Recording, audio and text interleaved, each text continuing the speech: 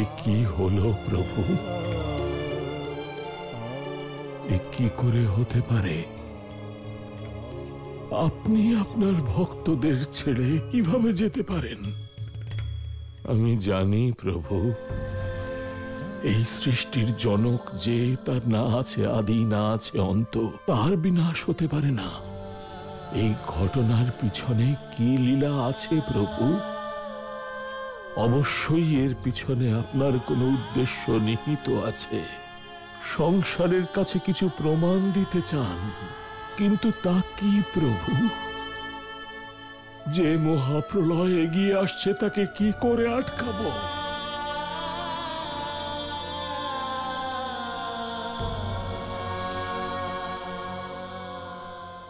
নারায়ণ নারায়ণ। প্রভু, এ আমি কি দেখছি? বামন অবতার, যিনি এই সংসারে ধর্ম, জ্ঞান আর সংস্কারের প্রতীক, যাকে স্বয়ং পরম অবতার শ্রীকৃষ্ণ ধারণ করেছিলেন, তিনি ভস্ম কি করে হতে পারেন প্রভু? দেবর্ষি, যে কোনো কার্য মনের ইচ্ছেই নয়, বরং উদ্যমের দ্বারা সফল হয়। আর এই মহাপ্রলয়কে আটকানোর উদ্যোগ কেবল আপনিই নিতে পারেন দেবর্ষি। নারায়ণ নারায়ণ। প্রণাম গুরুদেব। গুরুদেব, আপনিই পারেন বামন অবতারকে পুনর্জীবিত করতে। বামন বাল্যরূপের অবতার। এবার আপনিই বলুন গুরুদেব, যে বাল্যরূপ অধিক সুরক্ষিত কোথায় থাকে? বাল্যরূপ মমতার আঁচলে সব থেকে সুরক্ষিত থাকে, কারণ মাতৃ স্নেহই বাল্যরূপের অমৃত। নারায়ণ নারায়ণ। গুরুদেব, এই মহা সংকটের সমাধান তো আপনি স্বয়ং করে দিলেন। আপনাকে শুধু এখন এটাই ভাবতে হবে যে এই কার্য আপনি সম্পন্ন করবেন কিভাবে। এইবার আমাকে এখান থেকে যেতে হবে। নারায়ণ নারায়ণ। এ আমি কি বললাম? মাতৃ স্নেহই অমৃত।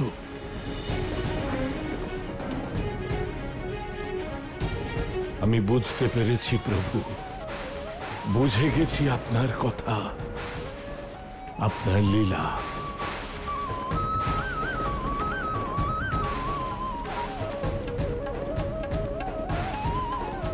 এখন শুধুমাত্র মা দেবকী পারেন প্রভুকে বাঁচাতে। ভগবান কংসের জয়! ভগবান কংসের জয়! ভগবান কংসের জয়! ভগবান কংসের জয়! ভগবান কংসের জয়! ভগবান কংসের জয়! ভগবান কংসের জয়! ভগবান কংসের জয়! ভগবান কংসের জয়! ভগবান কংসের জয়! ভগবান কংসের জয়! আমার কিছু ঠিক মনে হচ্ছে না। ঠিক যখনই ভগবান কংস ওই কানাইয়ের মৃত্যুতে এইভাবে উৎসব করেছে, ঠিক তখনই না জানি কোথা থেকে ওই কানাই প্রকট হয়ে গেছে।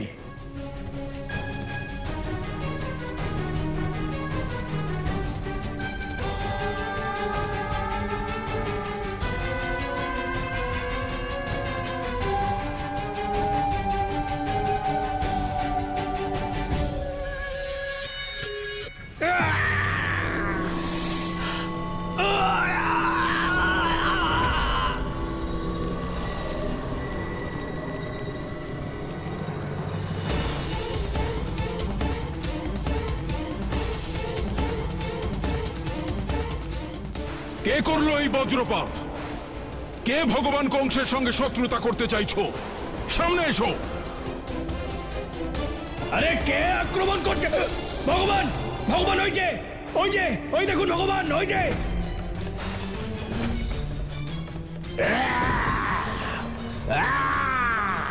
বামনাসুর!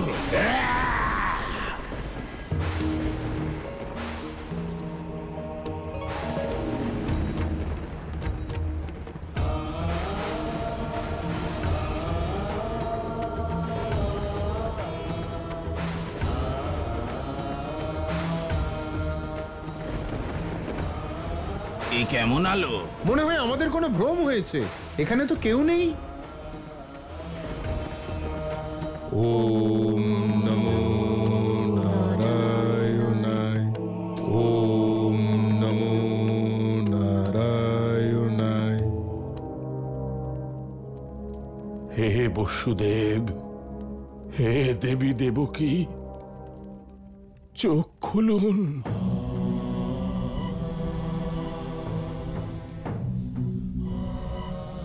গুরুদেব, আপনি এখানে? মহারাজ, এই সময় সংসার এমন এক সংকটে আছে যে তার সমাধান কেবল আপনারাই করতে পারেন। কোন সংকট গুরুদেব? এমন এক সংকট যা থেকে উদ্ধার করতে পারেন শুধুমাত্র একজন মা, কারণ এই সংকট এসেছে আপনাদের পুত্রের ওপর। পুত্র? কোন পুত্র? কার কথা বলছেন আপনি? সৃষ্টির সৃজনকর্তা, জগতের রক্ষক, ধর্মের সংস্থাপক, সাক্ষাৎ ভগবান বিষ্ণু। ভগবান বিষ্ণু? হ্যাঁ মহারানী, যখন কংসের অত্যাচারে ধরিত্রী কেঁপে উঠেছে তখন প্রতিশ্রুতি অনুযায়ী ভগবান বিষ্ণু কৃষ্ণ রূপে আপনার গর্ভ থেকে জন্ম নেন।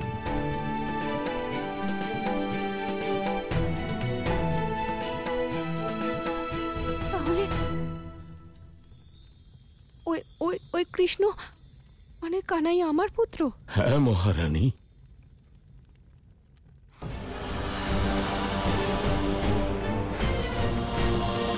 আমি হলাম সর্বশক্তিমান বিষ্ণুর বামন অবতারের সংহারক বামনাসুর। এই সংসারে আমার সম্মুখীন কেউ হতে পারবে না, সেই জন্য আমি হব এই সংসারের অধিপতি। আর আমার পথে যারা এসে দাঁড়াবে তাদের আমি সর্বনাশ করে দেব। আমার তো বিশ্বাসই হচ্ছে না যে এই সত্য নাকি স্বপ্ন। কৃষ্ণ, যশোদার কানাই আমারই পুত্র। কিন্তু এটাই সত্য মহারানী। কৃষ্ণরূপী বামনের আজ মা রূপে আদি শক্তি দেবকীরই প্রয়োজন, কারণ আজ এক ভয়ঙ্কর আসুরিক শক্তি ওই বামন অবতারকে বিনাশ করেছে।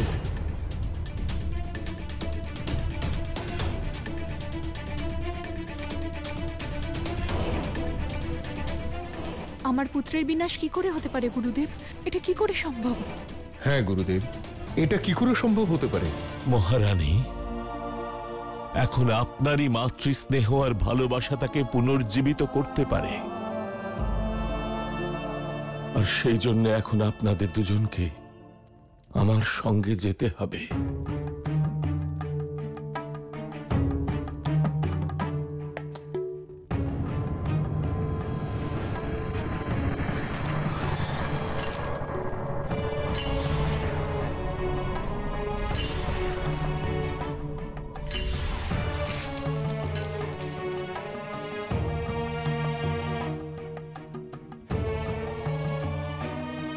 চলুন চলুন গুরুদেব।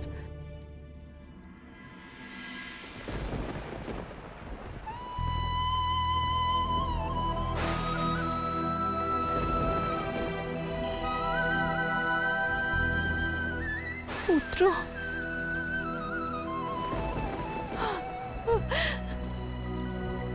হে বিধাতা, যে অভাগিনী মা জন্মের সময় তার পুত্রের মুখ পর্যন্ত দেখেনি,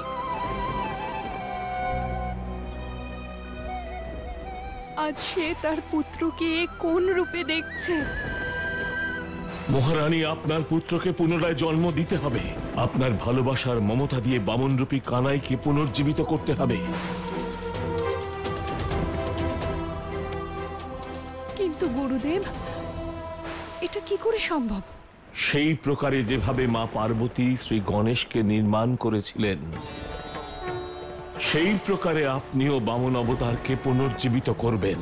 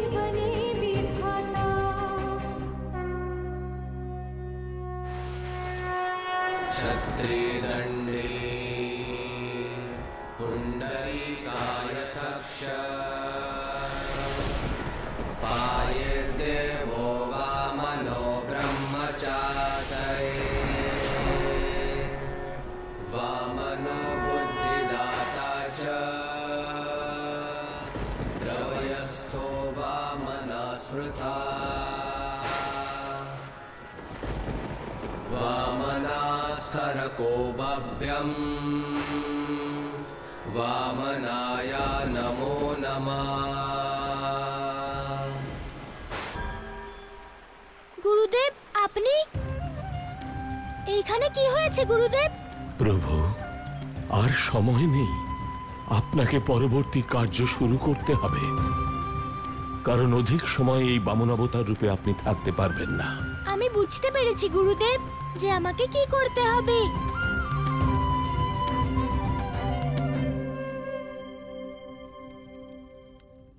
দেবকী, ওখান থেকে এমন হঠাৎ তুমি চলে এলে কেন? অন্তত আমাদের পুত্রের চোখ খোলা অবধি অপেক্ষা করতে। যে পুত্র তোমার স্বপ্নে ময়ূর পালক ধারণ করে আসতো, তাকে একবার দেখে তো নিতে। মহারাজ, আমি আমার মাতৃধর্ম পালন করেছি, এবার ওকে পুত্র ধর্ম পালন করতে হবে। আমি আমার পুত্রের সঙ্গে তখনই দেখা করব যখন ও নিজেই কারাগারে আমার সঙ্গে দেখা করতে আসবে। নিজের মাকে এই বন্ধন থেকে মুক্ত করবে। আমি তখনই ওর মুখ দর্শন করব। দেবকী, তোমার নিজের মাতৃত্ব আর পুত্রের উপর অটুট বিশ্বাস। তোমার এই বিশ্বাসের সামনে নিয়তিও মাথা নত করে। তোমার মমতাকে আর তোমার এই অটুট বিশ্বাসকে আমি প্রণাম করি দেবকী।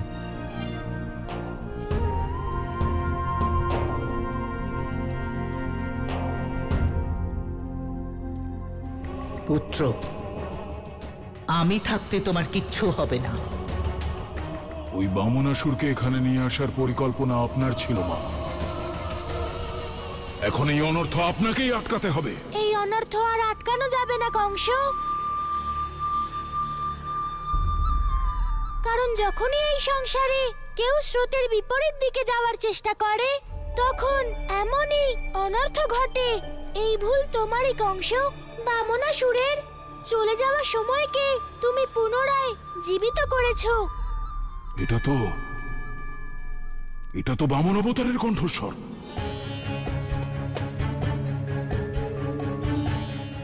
ওই বামনাসুর আমার সম্মুখে বামন অবতারের বিনাশ করেছিল।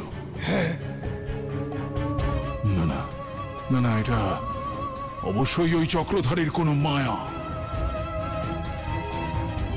আমি স্বয়ং ওই বামন অবতারের ভস্য নিজের চোখে দেখেছি। তাহলে পুনরায় ও কিভাবে জীবিত হতে পারে?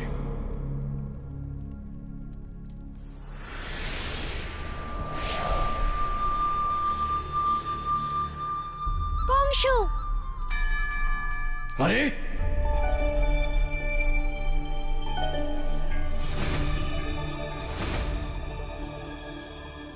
না আমার জন্ম হয়, না মৃত্যু, আর না আমি কারোর বিনাশ করি। যেটা তুমি আমার শরীর বলে মনে করছো, সেটা শুধু তোমার কল্পনা। কংস, আমার না কোনো আকার আছে আর না কোনো প্রকার।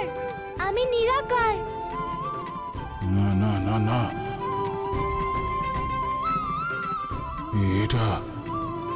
এটা তোমার কোনো ছলনা বিষ্ণুর অবতার। ছলনাই তোমার অস্ত্র। यदा यदा हि धर्मस्य ग्लानिर्भवति भारत अभ्युत्थानम् अधर्मस्य तदात्मानं सृजाम्यहम् परित्राणाय साधूनां विनाशाय च दुष्कृतम् धर्म संस्थापनार्थाय संभवामि युगे युगे। অর্থাৎ যখনই এই সংসারে ধর্মের পতন আর অধর্মের উত্থান হয়, তখনই আমি এই সংসারে বিভিন্ন অবতার রূপ ধারণ করি। মৎস্য, কূর্ম, বরাহ, নৃসিংহ, বামন, পরশুরাম, রাম এবং পরম অবতার শ্রীকৃষ্ণ, এরা সবাই আমারই তো অবতার। তুমি ওদের পরাজিত করার স্বপ্ন ভুলে যাও কংস। আমি আগেও বলেছিলাম আমি অস্ত্র নয় বরং শাস্ত্র তুলে নি, কিন্তু তুমি মানলে না। তুমি বামনাসুরকে জাগ্রত করলে। যার এই ঘটনা প্রবাহের সঙ্গে কোনো সম্পর্ক ছিল না। এখনো তোমাকে ভস্ম করেই ছাড়বে কংস, যা কেবল আমি আটকাতে পারি। আমি বামনাসুরকে সেই যুগেও আটকেছিলাম, আর এই যুগেও আটকাতে পারি। তুমি বামনাসুরকে আটকাতে চাও, নিজেরই শত্রুকে রক্ষা করতে চাও। বাহ ছলনাকারী, কত মায়া জানো তুমি। বেশ, তাহলে বলো যে এর পরিবর্তে তুমি ভগবান কংসের থেকে কি চাও? সেটাই যা তোমার নয় কংস, যা তুমি বামন লোক থেকে হরণ করে নিয়ে এসেছো। আমার বামন শক্তি আমাকে ফিরিয়ে দাও কংস। বামন শক্তি চাও তুমি? বাহ, বিষ্ণুর অবতার, বামন অবতার। ওই বামন শক্তি বিষ্ণুর বিনাশের পথ, আর সেটা আমি তোমাকে দিয়ে দেব। তোমার এই মায়ায় ভোলাতে পারবে না তুমি আমাকে। এবার ওই বামন শক্তির প্রয়োগ আমি ওই চক্রধারীর বিনাশের জন্যই করব।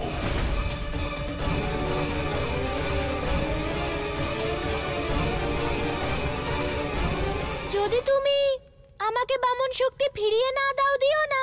আমি তো ব্রাহ্মণ বালক, আমার কাজ ভিক্ষা চাওয়া। যদি তুমি আমাকে ভিক্ষা না দিতে চাও, তাহলে দিও না। আমি চলে যাচ্ছি এখান থেকে, কিন্তু ভেবে দেখো, তোমার কাছে কি বামনাসুরকে আটকাবার কোনো পথ আছে? সে চিন্তা তুমি করো না। যেভাবে তোমার বিনাশের পথ আমি খুঁজে নিয়েছিলাম, ওই বামনাসুরের বিনাশের পথও খুঁজে নেব। কংস,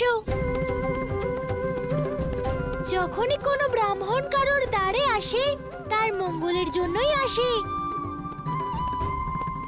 কিন্তু যদি তুমি চাও যে এক ব্রাহ্মণ ভিক্ষা না নিয়েই তোমার দ্বার থেকে চলে যাক, ঠিক আছে, আমি চলে যাচ্ছি।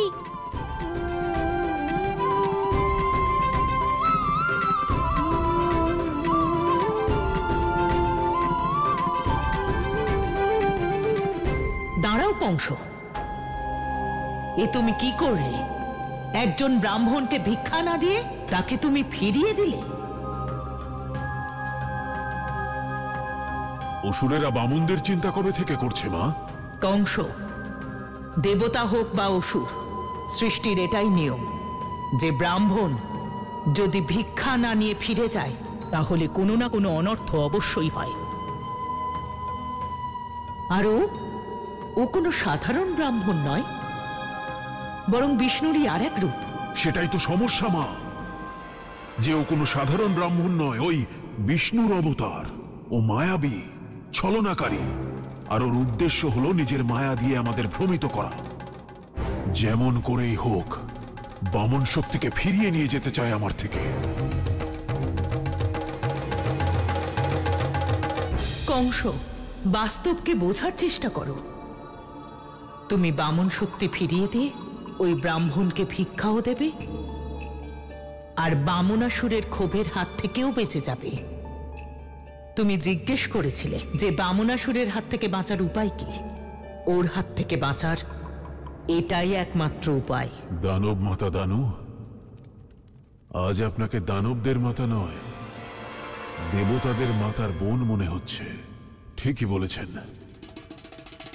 আমি আপনার আদেশ অবশ্যই পালন করব। আরে না না না না না, ভগবান এমন করবেন না আপনি। যদি বামনকে আপনি তার বামন শক্তি ফিরিয়ে দেন, তাহলে ওই বিষ্ণু ভাববে যে আপনি তার সামনে পরাজয় স্বীকার করেছেন। এমন করবেন না। না, ভদ্রাক্ষ, যে দান করে সে পরাজিত হয় না, বরং যে দান করে সে সর্বদাই বিজয়ী হয়। সমগ্র সংসার অসুররাজ বলিকে দাতা হিসেবে আজও স্মরণ করে।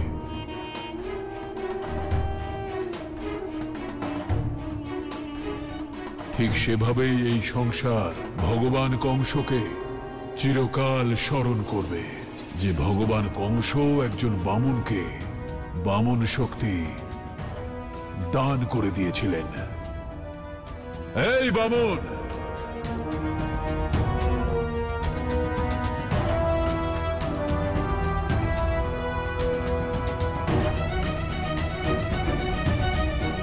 আমি তোমাকে বামন শক্তি দান করতে প্রস্তুত, তবে তার পরিবর্তে তোমাকে বামনাসুরের বিনাশ করতে হবে।